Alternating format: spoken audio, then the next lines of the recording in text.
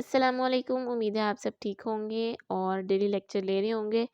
कल हमने essentials of proper conduct of audit complete कर लिया था। आज हमने पढ़ना है application of professional scepticism in case studies. इसमें आप डिफरेंट केस स्टडीज़ की एग्जांपल देखोगे। जो सिनेरियोज आप पढ़ते जाओगे, आपने नेक्स्ट कभी भी ये सिनेरियोज आपके सामने आए तो आपने अलर्ट हो जाना है, ठीक है।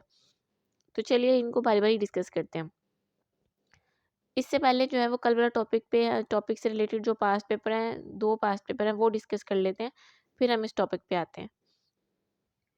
ओके जी, तो ये हमारे पास हैं पास्ट पेपर्स। क्वेश्चन नंबर 8 देखते हैं। Briefly discuss the concept of professional scepticism. ये वही वाला प्रोफेशनल स्केप्टिसिज्म वाला टॉपिक जो कल हमने डिस्कस किया है। इसमें आपने जस्ट उसको डिफाइन करना है। इसमें 3 पॉइंट्स आपने मेंशन करने हैं, जो आपने स्टडी किए थे। Questioning mind, level two conditions और क्रिटिकल असेसमेंट वाला। ठीक है, ये 3 पॉइंट्स आपने मेंशन करने हैं और साथ थोड़ी-सी डिस्क्रिप्शन है वो आपने मेंशन कर देनी है। इसमें आपने एडवांटेजेस नहीं लिखने, क्योंकि मार्क्स इसके 3 है। 3 मार्क्स का ये क्वेश्चन है, तो उसके अकॉर्डिंग आपको बस ये पॉइंट्स लिखने हैं, ठीक है। नेक्स्ट क्वेश्चन पे चलते हैं। Question number 9। Aslam is a junior member of your audit team. During an informal discussion with your team members, Aslam has inquired you about the reasons of emphasizing on professional skepticism when honesty and integrity of management is normally not questionable based on prior experience. Briefly respond to the inquiry of Aslam.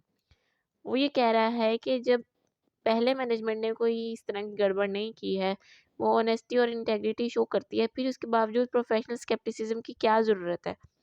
आपने उनको respond करना है।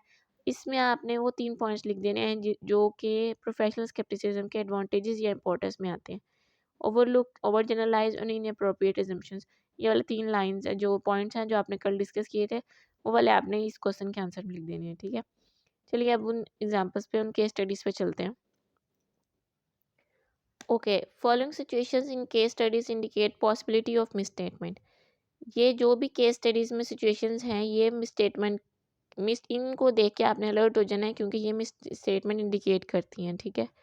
First one है intended cell of shares या business और acquiring loan.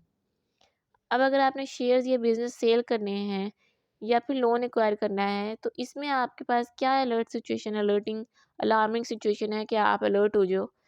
इसमें आप example के तौर पे ये ले सकते हो कि जब कोई भी चीज़ हमने सेल करनी होती है, फॉर एग्जांपल बिजनेस सेल करना है, शेयर सेल करने हैं, तो जो भी बायर होता है वो देखता है कि इस कंपनी के प्रॉफिट्स कितने हैं, कि वर्थ ये इसको मैं अगर खरीद लूँगा तो क्या मेरे लिए फ़ायदेमंद है या नहीं है।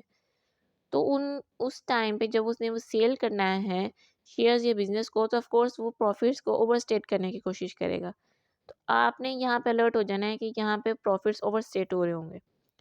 और एक्वायरिंग लोन एक्वायर करते हुए जो है, नॉर्मली बैंक्स जो है वो एसेट्स को देखती है कि क्या इस कंपनी के इतने एसेट्स हैं कि ये हमारा लोन जो है पे बैक कर सके।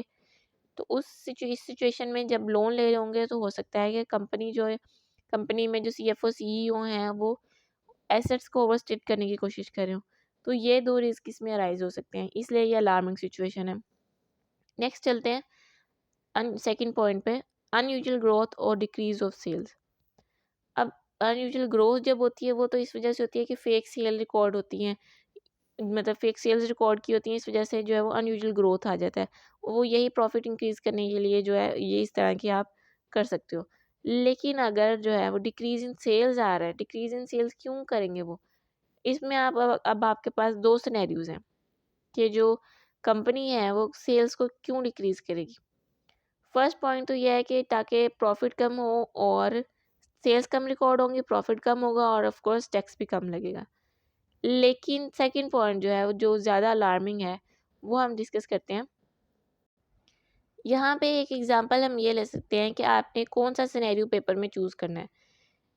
आपको मैं एक एग्जांपल देती हूँ। फॉर एग्जांपल 2 नोट हैं ज़मीन पे गिरे हुए, एक 1000 का है और एक 10 रुपीज़ का है। तो आप किस नोट को उठाओगे? ऑफ कोर्स आप यही आंसर करोगे कि हम दोनों नोट उठा लेंगे, लेकिन अगर टाइम कम हो तो वो आप नोट उठाओगे जिसकी वर्थ ज़्यादा है, दैट इज़ 1000 का नोट उठाओगे। ठीक है, अब जो ये सेकंड पॉइंट है, इसमें अब वो डिक्रीज़ ऑफ सेल्स में 2 सिनेरियोज़ हैं आपके पास। एक है नॉर्मल जो टैक्स को रिड्यूस करने के लिए करेंगे, और दूसरा जो मैं अभी आपको बताऊँगी। तो अब आपने खुद डिसाइड करना है कि एग्ज़ाम में अगर ये क्वेश्चन आ जाए तो आपने क्या चूज़ करना है, ठीक है? क्या एक्सप्लेनेशन देनी है। फर्स्ट तो हो गया कि वो टैक्स को रिड्यूस करने के लिए जो है वो सेल्स कम करेंगे। सेकंड ये है, हम ये पॉइंट भी ले सकते हैं कि ये सेल डिक्रीज़ हो रही है, वो इसलिए भी हो रही है कि इन्वेंट्री इनकी सेल नहीं हो रही है। इन्वेंट्री जो है वो ऑब्सोलीट हो गई है और राइट डाउन टू इन्वेंट्री करना पड़ेगा। ठीक है, ये इसका एक पॉइंट हो गया। इसी में मज़ीद पॉइंट है कि जो मशीनरी ये इन्वेंट्री बना रही होगी वो भी इम्पेयर हो जाएगी, अगर ये मैन्युफैक्चरिंग बिजनेस है इनका तो। ठीक है, और थर्ड वन की एग्जांपल मैं आपको ऐसे देती हूँ कि अगर फॉर एग्जांपल जैसे कोरोना आया था तो उसकी वैक्सीन अगर बाहर की कंपनी कोई बना रही है तो ये वाली कंपनी जो है वो उनसे कहेगी कि आप हमें लाइसेंस दे दें। उनसे लाइसेंस इन्होंने ख़रीद लिया, ठीक है, काफ़ी हैवी अमाउंट में इन्होंने उससे लाइसेंस खरीदा कि हम अपने मुल्क में जाके जो है ये इंजेक्शंस बनाएंगे और फिर उनको सेल करेंगे। अब उन्होंने लाइसेंस खरीद लिया, कंट्री में आ गए, उन्होंने मशीनरी खरीदी मतलब इंजेक्शंस बनाने के लिए और इंजेक्शंस बनाए। अब जब उन्होंने मार्केट में लॉन्च किए वो इंजेक्शंस, जिस पर्सन को लगाते थे वो 2 दिन में मर जाता था। पहले 2 दिन तो सेल हुई लेकिन बाद में लोगों ने खरीदना छोड़ दिया।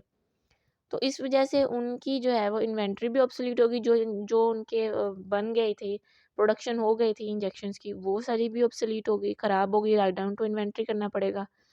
और जो मशीनरी उन्होंने बाय की थी ये इंजेक्शंस बनाने के लिए, वो भी इम्पेयर हो गई।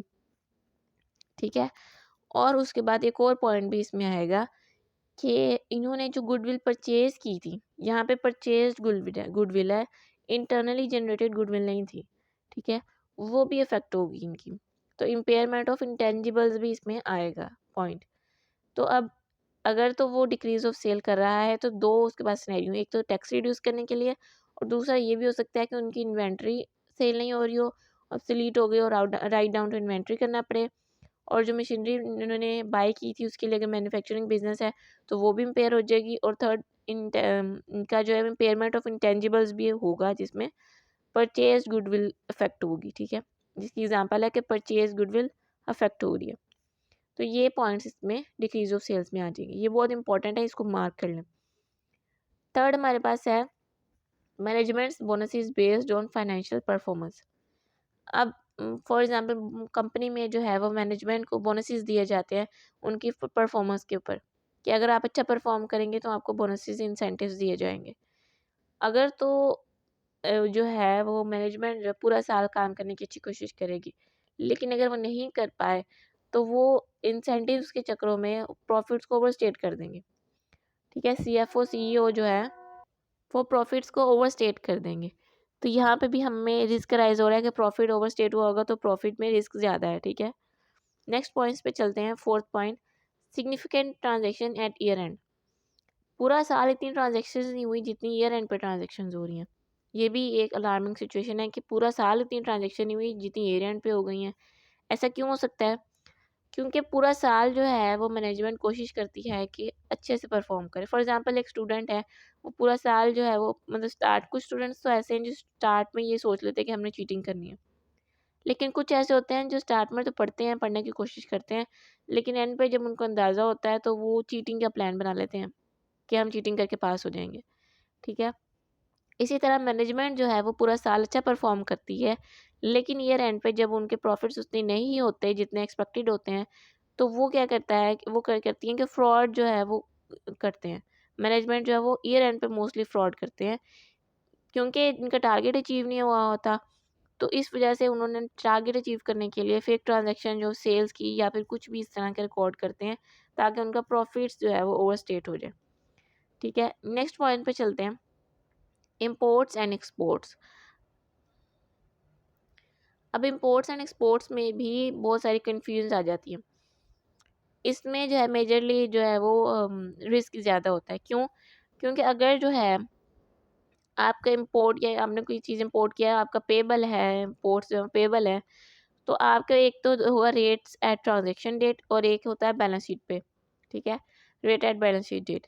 अगर तो आपका इम्पोर्ट्स जो है वो पेबल है तो ये रिस्क हो सकता है ये कि बाइंग की बजाय सेलिंग आप लिख दें या सेलिंग के बजाय बाइंग लिख दें, गलत रेट यूज़ हो सकता है। ठीक है, गलत रेट यूज़ कर लिया। दूसरा आपके पास ये होता है कि बैलेंस शीट डेट पे जो है वो आपने रेट का डिफरेंट अपडेटेड रेट लिखना होता है। ठीक है, और उसके बाद जो डिफरेंस है रेट का, उसको उसका बहुत सारे जो अकाउंटेंट्स हैं उनको पता नहीं होता उसका क्या करना है। नॉर्मली वो वाले अकाउंटेंट्स जिन्होंने सीए नहीं किया होता, ठीक है, मतलब थोड़ा बहुत उन्होंने इन्फॉर्मेशन ली होती है और उसके बाद जो है वो जैसे बीकॉम वगैरह करके जो आए होते हैं, तो उनको इतनी इन्फॉर्मेशन नहीं होती है सेल ट्रांजेक्शन वगैरह की, तो वो इसमें जो है वो अक्सर गलती कर जाते हैं। इस वजह से जो इम्पोर्ट एक्सपोर्ट पेबल है उसमें ट्रांजेक्शन डेट पे और बैलेंस शीट पे डेट पे डिफरेंस आ जाता है, उस डिफरेंस को पीएनएल अकाउंट में भेजना होता है। और यहाँ पे जो है इस वजह से यह रिस्क जो है वो बोथ है transaction date and balance sheet date ज़्यादा होता है इम्पोर्ट्स एंड एक्सपोर्ट्स के केसेस में, ठीक है। नेक्स्ट हमारे पास है कैश फॉर सेल और परचेज इज रिसीव्ड और पेड इन एडवांस। अब मोस्टली जो एडवांस होता है, एडवांस की जो हम ट्रांजैक्शन रिकॉर्ड करते हैं वो नॉर्मली डिफरेंट 3 सिनेरियोज में, अगर वो पेबल भी है तो 3 केसेस में होता है कि जैसे एडवांस हुआ तो एडवांस पे हमने ट्रांजैक्शन एक रिकॉर्ड कर ली, उसके बाद जब हमने कुछ कैश पे कर दिया तो वो हमने उसमें पे कैश पे लिख दिया और पेबल रिकॉर्ड कर दिया, और थर्ड जब हमने पे कर दिए वो उसका पेबल हमने जो है वो क्रेडिट कर दिया। तो ये 3 ट्रांजैक्शंस होती हैं। लेकिन नॉर्मली जो बीकॉम वाले अकाउंटेंट्स होते हैं उन्होंने इतनी डिटेल में ट्रांजैक्शन नहीं पढ़ी होती हैं, तो वो जो है वो इन एडवांस की स्पेशली जो है वो जब कैश फॉर सेल और purchase is received in advance होता है तो इस केस में जो है वो गलती कर जाते हैं और रिस्क ज़्यादा होता है इस एरिया में, ठीक है। बहुत सारे क्लाइंट्स जो होते हैं वो सेल और परचेज जो होती है वो रिसीट बेसिस पे रिकॉर्ड कर लेते हैं इंस्टेड ऑफ अक्रूवल बेसिस, और के एडवांस के केस में रॉन्ग एंट्रीज रिकॉर्ड कर लेते हैं, इसलिए इस एरिया में रिस्क ज़्यादा होता है। नेक्स्ट हम चलते हैं 7th पॉइंट पे, inconsistency between different sources of evidences, for example management versus lawyer, financial statements versus other information, debtors confirmation letter versus amount recorded in sales ledger, amount estimated by auditor through analytical procedures versus amount received recorded in financial statement। अब वो ये कह रहा है कि जो मतलब जो मैनेजमेंट लॉयर या फाइनेंशियल स्टेटमेंट अदर इंफॉर्मेशन जो सोर्सेज ऑफ एविडेंसेस हैं उनमें जो है वो कॉन्ट्रडिक्शन मिलता है अक्सर, कि उनकी अपने डिसीजंस में जो है वो अक्सर हमें डिसएग्रीमेंट मिल रहा होता है। अब मैनेजमेंट कोई बात कर रहा है, लॉयर कोई बात कर रहा है, मैनेजमेंट कह रही है कि हमारा कोई केस नहीं चल रहा है अदालत में, ठीक है, और जब हम देख रहे हैं उनकी फाइनेंशियल स्टेटमेंट तो वहीं पे वो लॉयर को एक हैवी अमाउंट दे रहे हैं। तो यहाँ पे कॉन्ट्रडिक्शन आ गया कि जब कोई केस नहीं चल रहा है तो लॉयर को किस बात की अमाउंट दी जा रही है। Second, financial statement versus other information. अब फाइनेंशियल स्टेटमेंट में इसके सेल्स रिकॉर्ड हुई नहीं है, other information for example directors report में वो रिकॉर्ड नहीं है, या इस तरह का कोई भी डिफरेंस आ रहा है, कॉन्ट्रडिक्शन आ रही है, तो वो भी एक अलार्मिंग सिचुएशन है। और डेटर जो कंफर्मेशन लेटर है उसमें कुछ और इन्फॉर्मेशन हमें देखने को मिल रही है, और जो सेल्स लेजर में अमाउंट रिकॉर्ड हुई हुई है वहाँ पे और इन्फॉर्मेशन है, यहाँ पे भी कॉन्ट्रडिक्शन आ रहा है। Next, amount estimated by auditor, जो ऑडिटर अमाउंट एस्टिमेट कर रहा है अपनी एनालिसिस अप्लाई करके वो डिफरेंट है, और जो एक्चुअली रिकॉर्ड हुई हुई है फाइनेंशियल स्टेटमेंट में वो डिफरेंट है, यहाँ पे भी कॉन्ट्रडिक्शन आ रहा है। इसकी एग्जांपल इन सिनेरियोज की एग्जांपल आप ऐसे भी ले सकते हैं कि फॉर एग्जांपल एक हॉस्टल में चोरी होगी तो पुलिस आई पूछने के लिए, इन्वेस्टिगेशन करने के लिए, दो दोस्त मतलब रूममेट्स थे, उनको अलग अलग करके उन्होंने पूछा कि इस टाइम पे तुम कहाँ थे और उस टाइम पे तुम कहाँ थे। एक ने बताया कि हम जो थे वो पार्क में थे, दूसरे ने कहा हम सिनेमा में थे, तो कॉन्ट्रडिक्शन आ गई ना उन दोनों के आंसर्स में। तो इसी तरह जहाँ पे ये कॉन्ट्रडिक्शन होगी वहाँ पे भी जो है वो अलार्मिंग सिचुएशन हो जाएगी, आपने अलर्ट हो जाना है कि यहाँ कोई ना कोई मिसस्टेटमेंट हुई है। नेक्स्ट हमारे पास है point going concern issues, for example increase competition, product failures और ऑपरेटिंग लॉसेस। गोइंग कंसर्न का मतलब ये होता है कि यहाँ पे कोई ऐसा इशू आ जाता है, फॉर एग्जांपल कि कोई भी कंपनी है या कोई भी बिजनेस है वो फाइनेंशियली स्टेबल, इतना फाइनेंशियली स्टेबल है कि वो अपनी ऑब्लिगेशंस को मीट कर सकता है और फॉर फ्यूचर में, नियर बाय फ्यूचर में वो अपने बिजनेस को चला सकता है, कंटिन्यू कर सकता है। लेकिन अगर कोई इश्यूज आ गए कि वो ऐसा ना कर सकें, वो मेजर इश्यूज जो है वो गोइंग कंसर्न इश्यूज में आते हैं। For example increase competition, competition इतना बढ़ गया है कि आपका जो है वो सेल्स वगैरह वो बहुत रिड्यूस हो गई हैं, ये भी गोइंग कंसर्न इशू है। प्रोडक्ट फेलियर है, कोई आपका आपने प्रोडक्ट बनाया था वो फेल हो गया है, वो भी गोइंग कंसर्न इशू है। मेजर प्रोडक्ट जो आपने बनाया हो, माइनर प्रोडक्ट्स नहीं मेजर प्रोडक्ट। ऑपरेटिंग लॉसेस कोई आ गए हों तो वो भी जो है वो इसमें गोइंग कंसर्न इशू में आ जाते हैं, ठीक है। नेक्स्ट हम चलते हैं सिग्निफिकेंट रिलेटेड पार्टी ट्रांजैक्शंस। अब कंपनी में रिलेटेड पार्टी कौन कौन सी हो सकती हैं, होल्डिंग सब्सिडरीज और एसोसिएटेड, ये सब जो है वो यहाँ पे रिलेटेड पार्टी ट्रांजेक्शन्स आ सकते हैं। अब जब भी जो है वो रिलेटेड पार्टी के साथ कोई भी ट्रांजेक्शन होगी, तो वहाँ पे ज़रूर कोई ना कोई बेनिफिट्स जो हैं वो रिसीव होंगे। नॉर्मली जिस प्राइस पे या जिस हम जो भी रेट तय करते हैं, वो वहाँ पे रिलेटेड पार्टीज़ के साथ वैसे जो है वो ट्रांजेक्शन नहीं होगी। ये वहाँ पे रिस्क होता है। तो इस फॉर एग्ज़ाम्पल जैसे इन लोन लिया है तो 0% इंटरेस्ट पे दे दिया उनको लोन, इस तरह की एग्ज़ाम्पल्स हो सकती हैं। तो इसलिए यहाँ पे जो है वो रिस्क ज़्यादा होता है, और ये रिलेटेड पार्टी ट्रांज़ैक्शंस जो हैं ये ऑडिटर, अकाउंटेंट्स, लॉयर सबके लिए बहुत इंपॉर्टेंट होती हैं, क्योंकि इसमें रिस्क एरिया ज़्यादा होता है, रिस्क चांसेस ज़्यादा होते हैं। नेक्स्ट हमारे पास है 10th point, significant income, expenses, assets and liabilities are based on estimates. अब आप खुद ही बताएं कि जो रेंट बेस्ड इन्वॉइसेस होंगी वो, या फिर डेप्रिसिएशन, रेंट एक्सपेंस और डेप्रिसिएशन, इन दोनों में से डिफ़िकल्ट एरिया कौन सा है? ऑफ कोर्स डेप्रिसिएशन, क्योंकि उसमें एस्टिमेट्स इन्वॉल्व हैं। यही बात वो यहाँ पे कर रहा है कि जो इनकम, एक्सपेंसेस, एसेट्स और लायबिलिटीज़ जो एस्टिमेट्स पे बेस है, वहाँ पे रिस्क एरिया बहुत ज़्यादा हो सकता है, क्योंकि वहाँ पे एक्चुअल वैल्यू हमें पता नहीं होती है। ठीक है, अच्छा ये पॉइंट हो गया। नेक्स्ट हमारे पास है लैक ऑफ कॉम्पिटेंस और इंटेग्रिटी इन मैनेजमेंट और एम्प्लॉयज़। मैनेजमेंट और एम्प्लॉयज़ में कॉम्पिटेंस नहीं है, उनमें इंटेग्रिटी नहीं है, तो भी ये रिस्क हो सकता है। फॉर एग्जांपल न्यू एम्प्लॉयज़ जो है वो कोई एक कंपनी है, वहाँ पे न्यू एम्प्लॉयज़ बहुत आते हैं, कोई एम्प्लॉय टिकता नहीं है। तो इन न्यू एम्प्लॉयज़ आ रहे हैं मतलब क्या, वो इनएक्सपीरियंस्ड है, रिस्क ऑफ एरर ज़्यादा है। इस तरह के ये यहाँ पे आप सिनेरियोज, इसमें बहुत सारे सिनेरियोज आ सकते हैं, ये आप इन पे ओवरथिंक करें तो आपको इंशाल्लाह पता चलेगा, और आप जो है वो बेटर परफॉर्म कर सकेंगे पेपर्स में। ठीक है, अभी का लेक्चर आज के लिए इतना काफ़ी है। हमने यहाँ तक पॉइंट पढ़ लिए हैं, पॉइंट नंबर 11 तक। ठीक है, यहाँ तक मार्क कर लें, कल इंशाल्लाह इससे आगे स्टार्ट करेंगे, और इनको आपने रीड ज़रूर करना है, रिवाइज करना है, बार बार वीडियो देखनी है, ताकि आपके कंसेप्ट क्लियर हों और आप बेटर परफॉर्म कर सकें। ठीक है जी, आज के लिए इतना ही। अपना ख्याल रखिएगा। अल्लाह हाफिज़।